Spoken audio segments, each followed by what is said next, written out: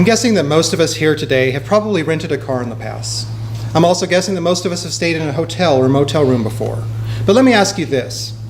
When was the last time you washed a rental car? When was the last time you vacuumed a hotel room floor or dusted its furniture? Now, unless you're really weird, the answer is probably never. People don't wash rental cars. They don't clean hotel rooms. And why is that? Because it's not theirs. They don't own it, so there's no motivation for them to take care of it, like something that they actually owned. So think about some things that you do own. Have you ever gotten a new car, whether new to you or brand new? You take care of it, don't you? You wash it often. You sometimes park it further out in the parking lot so other people aren't near you. If you were to give a ride to someone and they were to punch your dashboard because they were angry, that would probably make you upset, wouldn't it? Because they weren't respecting your property. Or think about when you get a new electronic device, like say a new smartphone. You baby it, don't you? You take great care of it that you don't drop it or misplace it.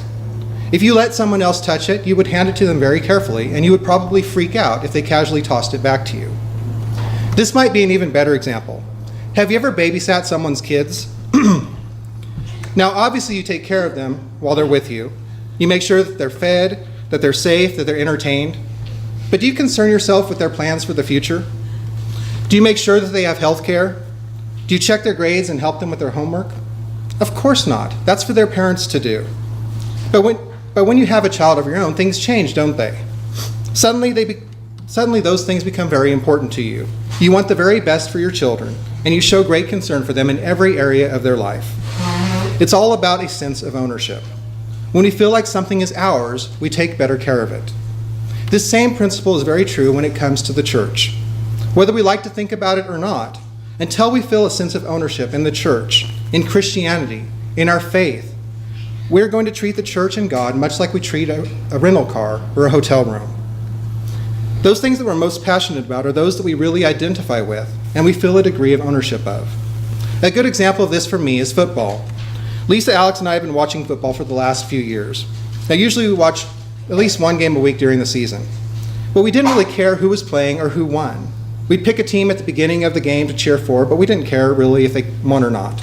Then we finally picked a team last year, and it's weird how your perspective changes. Before, it wouldn't have mattered to me if Thomas Rawls or Ricardo Lockett were out injured, but now it did, because they were on my team. Before, I wouldn't have cared if someone was bad-mouthing the Seahawks, but now I did, because they were mine. Before, I wouldn't have noticed if someone was wearing a Seahawks jersey or a hat or had a bumper sticker, but now I do, and it's all because of that sense of ownership. They're my team. It's the same in a lot of different areas of our life, whether we're talking about the school we attend, or our family, or our neighborhood, or our friends, or the job we work at. When we truly take ownership of something, we treat it differently. You know, Matt has spent the last couple of months talking about the fundamentals of faith, things like God and the Bible, and Jesus and salvation and transformation. We spent a lot of time in our midweek studies diving deeper into these topics and ideas. But now is where the rubber meets the road, so to speak. What do we do now? For just a couple of minutes, I want us to talk about Acts chapter 9, verses 1 through 6.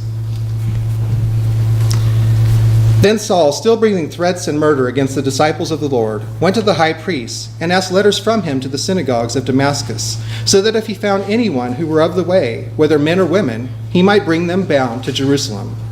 As he journeyed, he came near Damascus, and suddenly a light shone around him from heaven. Then he fell to the ground and heard a voice saying to him, "Saul, Saul, why are you persecuting me?" And he said, "Lord, who are you?" Then the Lord said, "I am Jesus, whom you are persecuting. It is hard for you to kick against the goads." So he, trembling and astonished, said, "Lord, what do you want me to do?"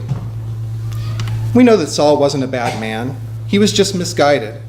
He'd heard of Jesus. Of course he had. Everybody at that time had. He'd heard of his miracles. He's heard of his teachings. But he chose to reject them all. So much so that he went to the extreme of persecuting anyone who claimed to be of the church. In verse 5, Jesus said, "It is hard for you to kick against the goads." Now, a goad, in case you didn't know it, was basically just a cattle prod. They were about 8 feet long and had a sharp point on the end. Now, as long as the oxen or cattle were behaving and doing what they were supposed to, the goad was never even used. It was only when the animal rebelled against its owner by trying to go in the wrong direction or trying to kick against its owner that the goad was actually deployed. We need to understand that Jesus isn't constantly following us around with a stick and poking us to get us to go in the direction that he wants us to go. But when we choose to follow him and then we choose to rebel against him, there are consequences. Ask Adam and Eve. They were given a very simple command: don't eat from that tree over there. What did they do? They ate from that tree over there. They rebelled against God, and there were consequences to those actions, beginning with their exile from the Garden of Eden. Ask Moses. He was told to speak to the rock to bring forth water, but when he got angry at the Israelites, he struck it instead. He rebelled against God, and the consequence was that he never got to enter the promised land. Ask Jonah. He was told to go and preach in the city of Nineveh. Instead, he ran away. He rebelled against God, and the consequence was that he was swallowed by a giant fish.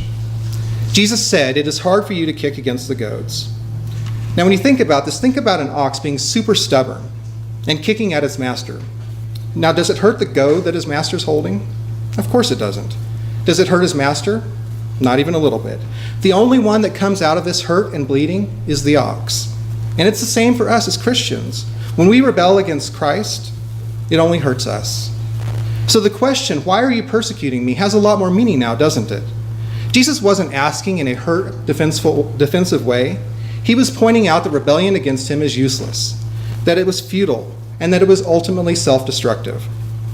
But in verse 6, we see a change comes over Saul. He said, "Lord, what do you want me to do?" Saul finally bought into Jesus. He finally acknowledged that what he was doing was wrong. He finally took ownership of what Jesus wanted him to do. As we all know, later on Saul's name was changed to Paul. But let's consider just for a couple of minutes some of the things Paul did once he finally took ownership of the Christian faith. Paul was instrumental in the growth of a lot of different churches all over the area at that time. He visited and preached in a lot of different cities. Here are just a few of them listed. Places like Jerusalem and Damascus and Galatia and Mysia and Colossae and Caesarea. Those journeys encompassed the nations of Syria and Asia, Turkey and Greece, and pretty much all of the Roman Empire. In his time preaching, he spoke before Jews and Gentiles, before governors and kings, even before the emperor. During Paul's preaching, and largely due to his own efforts, the gospel spread to the entire known world at the time. Paul also wrote 13 of the 27 books of the New Testament, 14 if you count Hebrews. That's half of the New Testament. Paul is a wonderful example of what can happen when we truly take ownership of the Christian faith. When Queen Victoria was just a child, she didn't know that she was in line to become the Queen of England. Her instructors were trying to prepare her for the future, but they became frustrated because she never took it seriously. They just couldn't motivate her. She was always goofing around, she wasn't paying attention, and she would often misbehave. Finally, her teachers decided one day that they were going to tell her that she would become the Queen of England one day. Upon hearing this news, she sat down and quietly said, "Then I will be good." The realization that she had inherited this high calling gave her a sense of responsibility that profoundly affected her conduct from that moment on. Like Queen Victoria, like the Apostle Paul, I hope that each of us has come away from this sermon series that Matt's given us with a greater sense of ownership in our lives. Ownership of the church congregation. We need to remember that it's not just a place that we go on Sundays. It's a place we belong. It's a part of who we are. Ownership of our fellowship with each other. We shouldn't just be acquaintances that get to see each other once a week. We're family. We're brothers and sisters in Christ. Ownership of our own spiritual growth. Spiritual growth isn't some nebulous idea. As Christians, we need to be transformed. Our spiritual growth needs to be visible in every area of our life. This is the topic that Matt's going to talk about more starting in his new sermon series next week. And ownership of God's commands. We need to remember that these aren't just guidelines that we can pick and choose from. They are commands that have been given to us, and we should live our lives following them.